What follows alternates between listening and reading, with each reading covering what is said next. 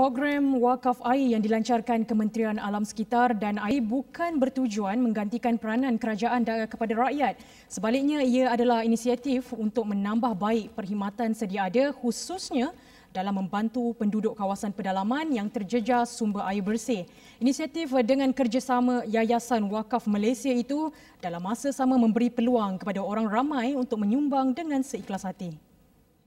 Wakaf ini bukan bertujuan untuk menggantikan peranan kerajaan, tapi sebagai mekanisme alternatif dan melengkapkan kepada perkhidmatan yang sedia ada. Ia adalah pilihan kepada semua pihak untuk menyumbang dengan penuh keikhlasan bagi menyediakan perkhidmatan bekalan air yang lebih baik kepada pihak yang memerlukan. Beliau berkata demikian ketika berucap melalui webinar Wakaf Yayasan Wakaf Malaysia YWM dan UiTM Cawangan Kedah Siri 3 Wakaf Air, Matlamat dan Harapan. Tambah beliau, program yang berkonsepkan Wakaf Tunai Malaysia tersebut akan digunakan untuk membiayai projek perkhidmatan air khususnya di kawasan luar bandar berskala kecil seperti penggalian perigi, penyelenggaraan dan pembelian pam air, penyediaan tangki air mini dan pemasangan paip sambungan dengan nilai kurang daripada RM50,000. Masyarakat tidak perlu bimbang untuk wakaf kerana setiap dana wakaf yang diterima oleh Yayasan Wakaf Malaysia akan dilaporkan secara berkala kepada pemegang taruh.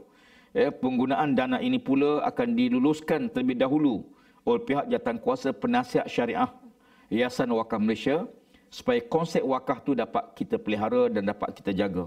Selain itu, jawatankuasa induk ditubuhkan untuk mengenal pasti projek, memantau dan menentukan hala tuju pelaksanaan wakaf air berdasarkan struktur tadbir urus yang jelas dan telus, serta dibantu jawatankuasa penilaian dan teknikal untuk menentukan kebolehlatsanaan sesebuah projek sebelum diluluskan. Terdahulu, KASA dengan kerjasama YWM telah melancarkan wakaf air dengan tema Pahala Mengalir Seperti Air pada 17 Disember 2020 lalu sehingga 20 Januari 2021. Program tersebut berjaya mencatat jumlah kutipan sebanyak RM607,674.50, manakala 5 projek perintis telah diluluskan dengan jumlah keseluruhan berjumlah RM180,500 di beberapa lokasi sekitar Selangor, Perak, Pahang dan Johor.